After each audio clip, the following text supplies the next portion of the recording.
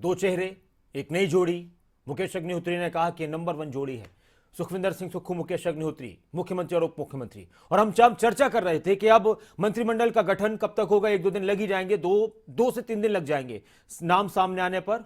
और जब फिर मंत्रालयों का आवंटन होगा, किसको क्या मंत्रालय दिया गया, इस पर हम चर्चा कर रहे हैं। प्रदीप ठाकुर लगातार हमारे साथ जुड़े हुए हैं। प्रदीप, कांगड़ा से बात आ रही है कि करीब कम से कम 3 मंत्री बनाए जा सकते हैं। शिमला से भी 2 चेहरे हो सकते हैं।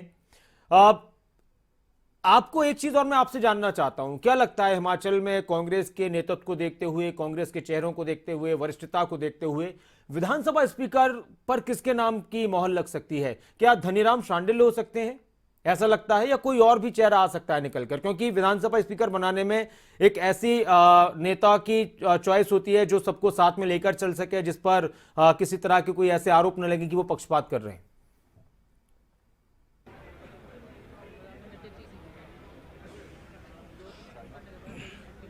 बिल्कुल नासिर, देखिए अगर विधानसभा अध्यक्ष की बात करें तो अमूमन उसी को विधानसभा अध्यक्ष बनाया जाता है जो कोई सीनियर लीडर हो या उसका तजुर्बा बहुत ज़्यादा हो और ऐसे में जो संसदीय कार्य को भी अच्छे से समझता हो। तो यही कोशिश आज तक रही है और वो कानून का भी ज्ञाता हो, तो ये भी एक मेरिट रहती है। हालांकि ज़्यादातर जो नेता हैं, जो सीनियर लीडर्स हैं, वो तो बन जाते हैं विधानसभा अध्यक्ष, लेकिन जो युवा होते हैं जिनको चाह होती है कि मंत्री बनना है, तो वो कई बार विरोध भी करते हैं कि हमने स्पीकर नहीं बनना है।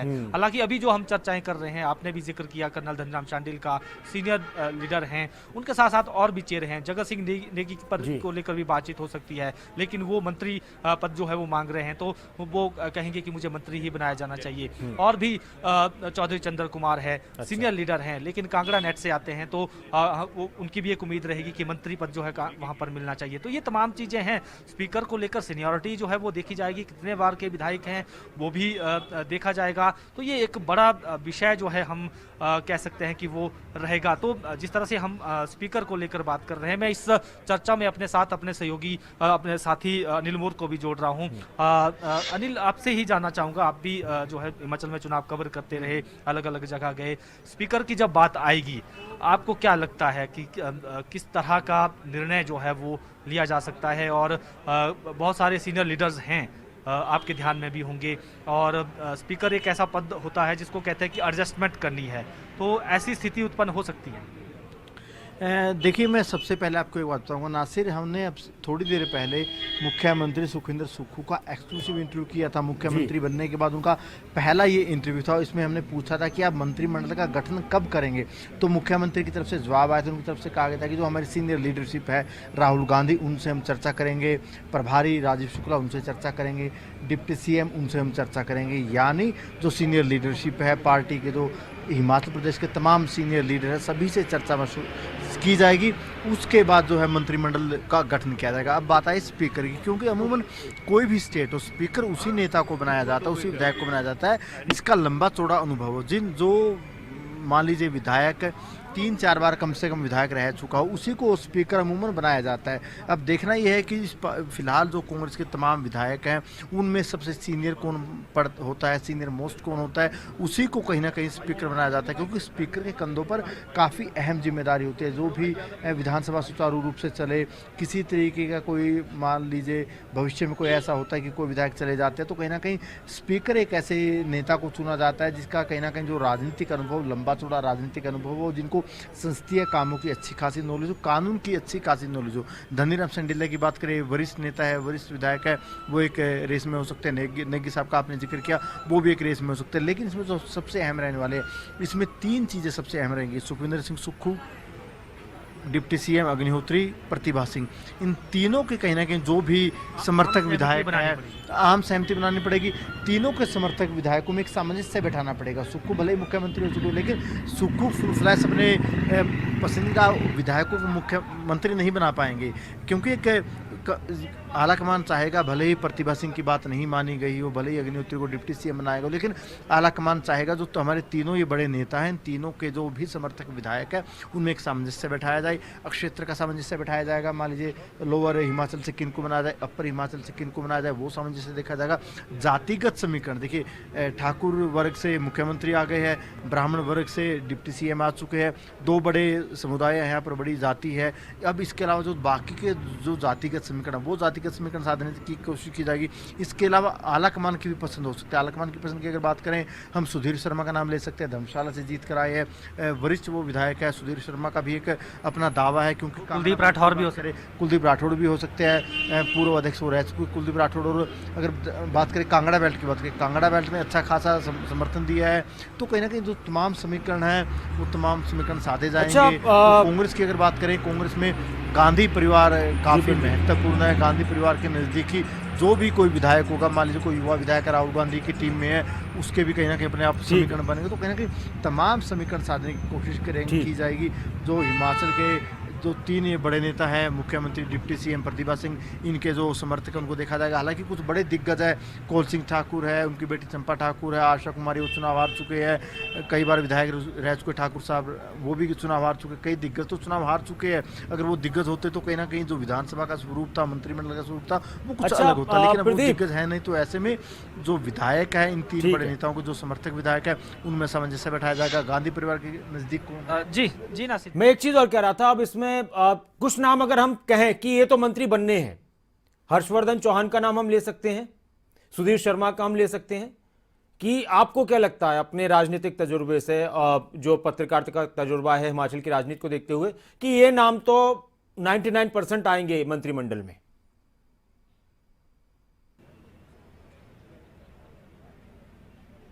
बिल्कुल, देखिए अगर कांगड़ा की बात करें तो सुधीर शर्मा का कैबिनेट में आना तय है, क्योंकि एक तो सीनियर लीडर हैं, पूर्व मंत्री हैं और आला कमान के भी करीबियों में हैं। तो ऐसे में उनकी ऐसी कोई दो राय नहीं है कि उनका नाम यहाँ पर मंत्रिमंडल में ना आए। उनके अलावा बाकी भी जो नाम है, चौधरी चंद्र कुमार है, ओबीसी फैक्टर वहाँ पर बहुत काम करता है, तो चौधरी चंद्र कुमार हैं। और भी जो कांगड़ा के अगर नेताओं की बात करें, आशीष बुटेल हैं, वो भी जो है इसमें अपना दावा रख सकते हैं। और अनिल बोर कुछ कहना चाहते हैं? जी हाँ, मैं एक बात और आपको बताना चाहूँगा। जब हमने जो कांग्रेस के राष्ट्रीय अध्यक्ष खड़गे साहब का एक्सक्लूसिव इंटरव्यू किया था, उस दौरान विक्रमादित्य होटल में ही मौजूद थे। विक्रमादित्य जब होटल में आए, आप भी कुछ पहलुओं को समझिए। विक्रमादित्य को लेने के लिए रणदीप सुरजेवाला नीचे आते हैं। रणदीप सुरजेवाला कांग्रेस के बड़े दिग्गज नेता है, कांग्रेस के राष्ट्रीय महासचिव है। जब विक्रमादित्य होटल लॉबी में नीचे थे, रणदीप सुरजेवाला लेने आते हैं विक्रमादित्य को लेकर फिर खड़गे साहब के पास ले जाया जाता है। और फिर जब खड़गे साहब शपथ ग्रहण समारोह में आते हैं सुक्खू के, तब आगे की सीट पर खड़गे साहब बैठे होते हैं, पीछे अशोक गहलोत, रणदीप सुरजेवाला, विक्रमादित्य। तो आप समझिए, जब विक्रमादित्य को इतनी वैल्यू दी जा रही है, इतनी वेटेज दी जा रही है, तो कहना कि कांग्रेस आलाकमान भी नहीं चाहेगा कि जो राजा वीरभद्र सिंह का परिवार है, उस परिवार को नाराज किया जाए। क्योंकि देखिए, राजा वीरभद्र का एक बड़ा रोल हिमाचल की राजनीति में रहा है, और सरकार बनाने में भी एक बड़ा रोल कह सकते हैं। उनके नाम पर कहीं ना कहीं वोट भी मिले हैं कांग्रेस को। और जिस तरीके से विक्रमादित्य जब होटल में खड़गे साहब से मिलने आए, खड़गे साहब से मुलाकात की विक्रमादित्य ने, खुद रणदीप सुरजेवाला विक्रमादित्य को लेने नीचे आते हैं, लेकर फिर उनके रूम मिल जाते हैं, बातचीत होती है। फिर जब ओथ सेरेमनी में आते हैं, तो खड़गे साहब अपनी गाड़ी में लेकर आते हैं विक्रमादित्य को। यानी कहीं ना कहीं विक्रमादित्य को जो डिपार्टमेंट दी जाएंगे, मंत्री तो बनाया जाएगा लाजमी सी बात है। उनकी नाराजगी, वही बात है, नाराजगी वाली इसमें बात है। एक चीज और जोड़ना चाहूंगा मैं, प्रदीप, इसमें मैं एक चीज और जोड़ना चाहूंगा, और आप दोनों उस पर भी चर्चा करें, आपकी भी क्या राय है उस पर संक्षेप में, अनिल की भी क्या राय है। इसमें मैं एक चीज और जोड़ना चाहूंगा कि जिस तरह का हम अंदाज कल, प्रदीप, जिस तरह का अंदाज हम कल देख रहे थे प्रतिभा सिंह के समर्थकों का, विक्रमादित्य के समर्थकों का, जिस तरह का अंदाज हम देख रहे थे, प्रतिभा सिंह साफ साफ ये कह चुकी थी कि वीरभद्र परिवार को नजरअंदाज नहीं किया जा सकता, नेगलेक्ट नहीं किया जा सकता, उनके नाम पर वोट मांगे गए हैं। तो यह भी हो सकता है कि, क्योंकि सियासत में इंतजार भी बहुत मायने रखता है राजनीति में, कि ये कहा गया हो इस परिवार को कि देखिए आने वाला वक्त आप ही का ही है, आने वाला वक्त हिमाचल में विक्रमादित्य का ही है। तो इस बार की सरकार यह है, फिर अगला मौका अब चेहरा विक्रमादित्य को ही बनाएंगे और आपको ही बनाएंगे हिमाचल में। और इसलिए समर्थक और जो कार्यकर्ता हैं वो शांत हों आराम से, कि कोई नहीं, इस बार मंत्री और अगली बार फिर जो पद है मुख्यमंत्री का वो फिर वीरभद्र परिवार के पास आएगा। ये यकीन दिलाया गया हो पार्टी की तरफ से इस परिवार को। क्या लगता है आपको? अब तो मंत्री बन जाएंगे, लेकिन बड़ी बात मुख्यमंत्री की भी है, और उस पर एक तरीके से अड़ी हुई थी प्रतिभा सिंह।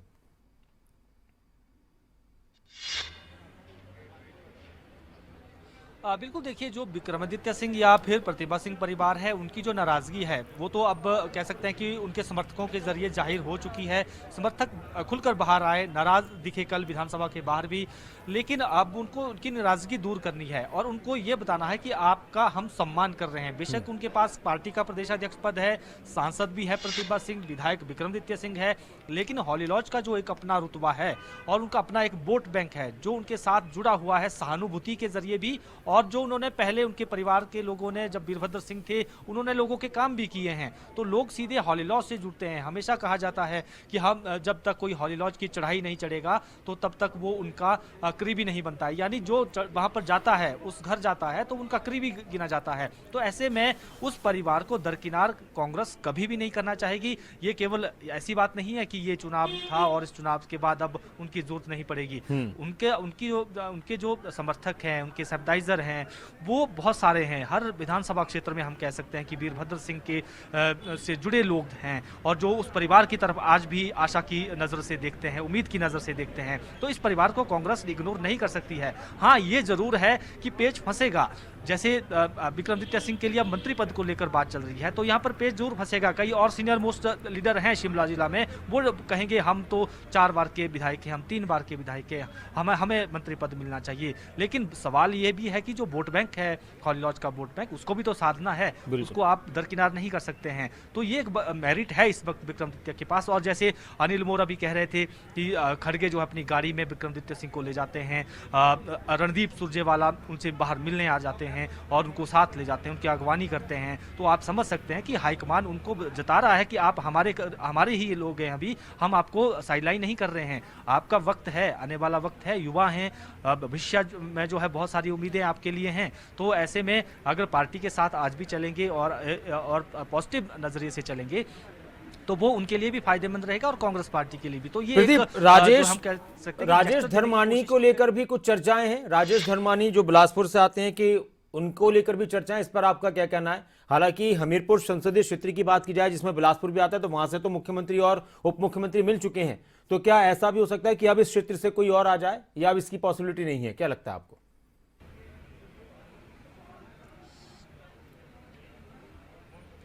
नहीं, देखिए, अगर बिलासपुर की बात करें तो हम इसको एक इंडिविजुअल जिला की तरह देखते हैं। हालांकि यहाँ पर कांग्रेस को एक ही सीट आई है राजेश धर्मानी की, और वो सीनियर लीडर भी हैं, एआईसीसी के सेक्रेटरी भी हैं। तो ऐसे में ये तय है कि वो अपनी लॉबिंग करेंगे, उनके लिए भी मंत्री पद को लेकर चर्चाएं होंगी, वो बात भी रखेंगे। हालांकि केवल एक सीट है, लेकिन हमीरपुर संसदीय क्षेत्र में बेशक ये आता है, लेकिन जब जिले की वाइज आती है, हिमाचल में कई बार देखा जाता है कि जिले वाइज जो है दिए जाते हैं मंत्री पद, ताकि उस एरिया को, उस पर्टिकुलर उस एरिया को कवर किया जा सके, वहां के जो सीटें हैं उनको कवर किया जा सके। ये कोशिश जो है वो अमूमन की जाती रही है, पहले भी इस तरह के एक्सपेरिमेंट हुए हैं। लेकिन ऐसे में राजेश धर्मानी, उनके नाम को लेकर भी इसलिए भी मजबूत हो सकते हैं कि जेपी नड्डा वहीं से आते हैं, जेपी नड्डा भी हैं, तो राजेश धर्मानी, और आने वाला चुनाव भी है, तो कहीं ना कहीं बीजेपी के राष्ट्रीय अध्यक्ष जेपी नड्डा, तो उन पर भी इस चीज का प्रभाव रहेगा।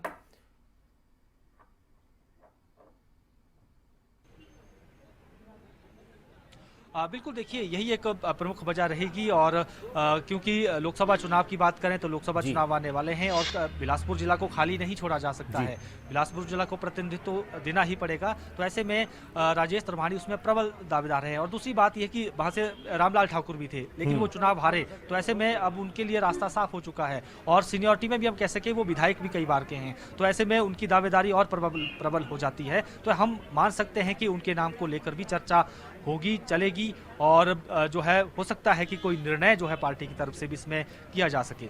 जी, अच्छा, जेएस बाली के बेटे हैं, उनको लेकर क्या लगता है आपको?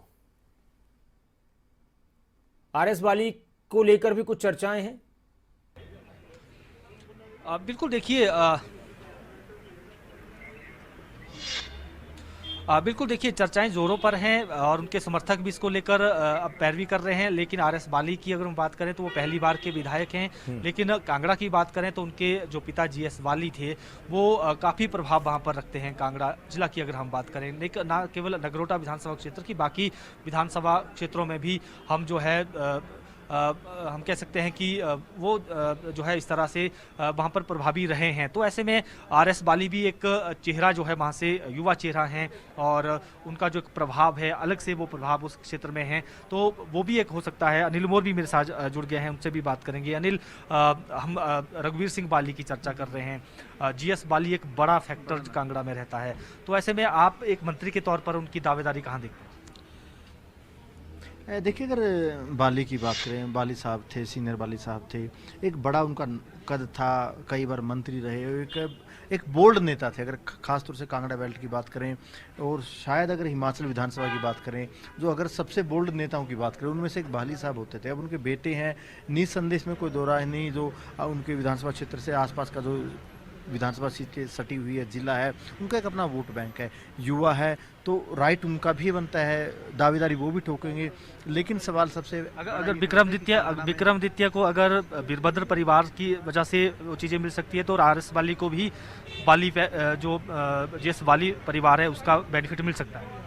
देखिए, बाली परिवार की तुलना राजा वीरभद्र के परिवार से तुलना नहीं कर सकते, क्योंकि राजा साहब का काफ़ी बड़ा कद था, कई बार मुख्यमंत्री बने। ठीक है, बाली साहब का अपना बड़ा कद था, कई बार वो विधायक बने, मंत्री बने और एक बोल्ड वो नेता होते, दबंग नेता होते थे। लेकिन कांगड़ा बेल्ट में उनका नाम है, लेकिन कांगड़ा बेल्ट में सारे सामंजस्य साधे जाएंगे। अगर बात करें सुधीर शर्मा की बात करें, उनका दावा भी मजबूत बनता है, वो भी 4 बार विधायक बने हैं, वो मंत्री रह चुके हैं, AICC में वो बैठते हैं, गांधी परिवार के भी करीबी कह सकते हैं, वो भी अपना दावा ठोक रहे हैं। बाली का भी अपना दावा है, और भी जो दूसरे नेता वो भी दावा ठोकेंगे, तो कहीं ना कहीं सारे के सारे समीकरण साधे जाएंगे। हालांकि बाली साहब के बेटे के नाते उनका दावा काफ़ी मजबूत बनता है। हाँ बिल्कुल, इसमें एक बात और जोड़ूंगा मैं नासिर, कि जो GS बाली हैं वो ब्राह्मण है, यानी ब्राह्मण फैक्टर वहाँ अलग से रहेगा। सुधीर शर्मा भी ब्राह्मण है और मुकेश अग्निहोत्री भी ब्राह्मण है, तो एक कैबिनेट में 12 लोगों में ब्राह्मण 3 नहीं हो सकते हैं। तो इसमें भी कई चीज़ें समीकरण बनेंगे, कई बातें इसमें निकलेगी कि क्या उनका दावा बनता है, क्या नहीं बनता है। आशीष बुटेल वहाँ से एक अच्छे हो सकते हैं, प्रभावी व्यक्तित्व वहाँ से हैं, और भी कुछ सीनियर लीडर्स हैं। अगर हम बात करें, यादवेंद्र गोमा हैं, युवा नेता हैं कांगड़ा जिला की अगर बात करें, तो और भी ऐसे कुछ नाम हैं, मतलब जो सीनियर लीडर्स हैं। लेकिन अगर नाम की बात करें तो हमें लगता है कि ज्यादा से ज्यादा 3 मंत्री पद, वो भी ज्यादा से ज्यादा मंडी जिले को लेकर क्या लगता है? मंडी जहां से कांग्रेस को बहुत ज्यादा खुशी नहीं मिली, अगर मंडी भी कांग्रेस यहां से कुछ सीटें जीती और थोड़ी सी 4-5 सीटें और जीत जाती है, 2-3 जीत जाती, तो फिर कांग्रेस और मजबूती के साथ अपने आप को इस हिमाचल प्रदेश में आने वाले वक्त के लिए स्थापित कर सकती थी, रख सकती थी। मंडी को लेकर आपको क्या लग रहा है कि किस किस का नाम आगे आ सकता है और क्या हो सकता है?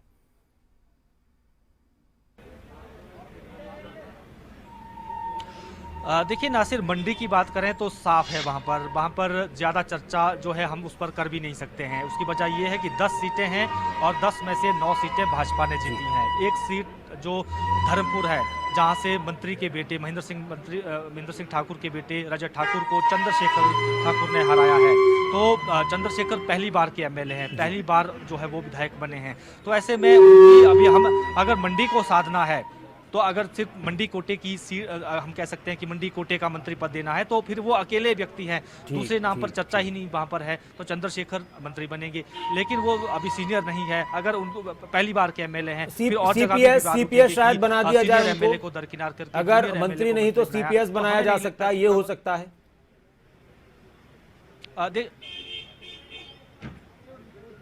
देखिए, हिमाचल प्रदेश में CPS बनाने की परंपरा खत्म हो गई है लगभग। अच्छा। पिछली टर्म से 2 टर्मों से CPS नहीं बनाए जा रहे हैं। हालांकि पहले बनते थे CPS, लेकिन फिर भी हमें लगता है कि उनको कोई प्रतिनिधित्व, कैबिनेट रैंक जैसा कोई पद दिया जा सकता है। कोई 20 सूत्रीय कार्यक्रम का अध्यक्ष है, कोई योजना बोर्ड का अध्यक्ष है, राज्य वित्त आयोग का अध्यक्ष है, इस तरह के कुछ पद जो हैं, जो कैबिनेट रैंक के होते हैं, वो दिए जा सकते हैं, या किसी बोर्ड निगम में भी जिम्मेदारी दी जा सकती है। ये एक पद जो है वो हो सकता है उनके लिए। लेकिन अगर पार्टी को लगेगा कि मंडी जिला को जो है हमने खाली नहीं छोड़ना है मंत्री के बगैर, मंडी जिले का जो मंत्री का जो वहाँ का कोटा है उसके हिसाब से मंत्री पद देना है, तो वो अकेले हैं और फिर वो ही मंत्री बनेंगे, अगर इस तरह का पार्टी कुछ निर्णय लेती है। जी, कंक्लूजन किस तरह से करेंगे प्रदीप, हिमाचल प्रदेश के मंत्रिमंडल को लेकर, कि ये नाम है 10 मंत्री बनाए जाने हैं, लेकिन 10 में ये नाम तो जरूर है कि मंत्रिमंडल में इनके नाम तो जरूर आएंगे, किस किस का नाम आप रखेंगे?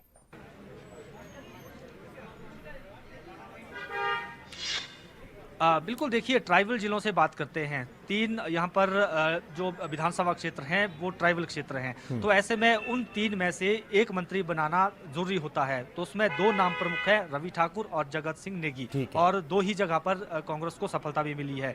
उसके अलावा बात अगर करें कुल्लू की बात करें तो कुल्लू खाते में आपको कोई ना कोई पद जो है देना पड़ सकता है। वो कुछ भी हो सकता है। पूर्व में हमने कुल्लू के बारे में जब देखा है, पिछली बार गोविंद सिंह ठाकुर मंत्री थे, उससे पहले जब कांग्रेस की सरकार थी तो कर्ण सिंह मंत्री थे, उससे पहले धूमल सरकार थी तो वहां से डिप्टी स्पीकर रहे हैं पंडित खीमीराम शर्मा जो कांग्रेस में आए हैं। पार्टी का प्रदेश अध्यक्ष भी उनको बनाया गया था, फिर बाद में वन मंत्री भी उनको बनाया गया। लेकिन इस तरह से कुल्लू खाते में एक मंत्री का पद जो है वो हमेशा जाता है, वो बनता कुल्लू का बनता भी है। और उसके साथ साथ बिलासपुर की अगर बात करें तो बिलासपुर जो जिला है वहां पर एक सीट कांग्रेस पार्टी के पास है, राजेश धर्मानी की, और बड़ा जिला है और कह सकते हैं कि हैवीवेट लीडर वहां से है जगत प्रकाश नड्डा के रूप में। तो ऐसे में वहां पर भी एक पद जो है अगर पार्टी को लगा कि इस जिले को कवर करना है तो वहां पर भी एक पद जो है वो बनता ही है। उसके साथ साथ उन्ना की बात करें, वहां से डिप्टी सीएम हो चुके हैं, वहां मंत्री बनाने की अब कोई जरूरत नहीं है। हमीरपुर में मंत्री बनाने की कोई जरूरत नहीं है। सोलन के लिए आपको एक मंत्री पद देना ही पड़ेगा। वो कर्नल धनराम शांडिल सबसे सीनियर लीडर यहाँ है, बाकी यहाँ कोई उनके बराबरी का लीडर नहीं है, बाकी नए नवेले लीडर हैं। तो उनका दावा जो है प्रमुख दावा बनता है। और उसके साथ साथ अगर बात करें चंबा की तो जो चंबा की है, चंबा में भी सीनियर लीडर नहीं है, तो हमें नहीं लगता है कि चंबा में भी जो है कोई जा सकता है या कोई डिप्टी स्पीकर का कोई पद देना पड़े, इस तरह की कोई स्थिति वहाँ की बन जाए तो वो एक अलग विषय हो सकता है। कांगड़ा पर जरूर फोकस रहेगा। कांगड़ा में मंत्री सारे सीनियर लीडर्स हैं, प्रभावशाली लीडर हैं और कांगड़ा को ज़्यादा मंत्री पद जो है वो मिल सकते हैं। शिमला उसके बाद है, शिमला में वैसे 2 तो मंत्री पद बनते ही बनते हैं, लेकिन अगर कोई ऐसी स्थिति बन गई तो हो सकता है बढ़ाना भी पड़े। लेकिन फिर भी जो 10 मंत्री बनने हैं ओवरऑल और उसके बाद स्पीकर बनना है, डिप्टी स्पीकर बनना है, तो उससे भी एडजस्टमेंट की जाती है। फिर वित्त आयोग के अध्यक्ष बनाए जाते हैं, 20 सूत्र कार्यक्रम के अध्यक्ष बनाए जाते हैं, फिर कुछ नेताओं को बोर्ड निगम में एडजस्ट किया जाता है। जैसे पिछली भाजपा सरकार ने किया कि उन्होंने विधानसभा में सचेतक, उप सचेतक जो है वो मुख्य सचेतक और डिप्टी जो सचेतक जो है वो वहाँ पर बनाए। तो ऐसे में ये कोशिश जो है हुई, बैलेंस करने की कोशिश हुई, चंबा को बैलेंस करने की कोशिश पिछली बार भाजपा ने की थी। वहाँ पर डिप्टी स्पीकर और मुख्य सचेतक का पद वहां पर दिया गया था। तो इस बार भी ऐसी कुछ जिलों में कोशिशें हो सकती है नेताओं को उनको बैलेंस करने की। लेकिन जो प्रमुख हम कह सकते हैं जो 10 मंत्री बनने हैं उसमें कांगड़ा और शिमला यहाँ से ज्यादा मंत्री। ठीक है सर, प्रदीप बहुत शुक्रिया आपका इस पूरी जानकारी के लिए।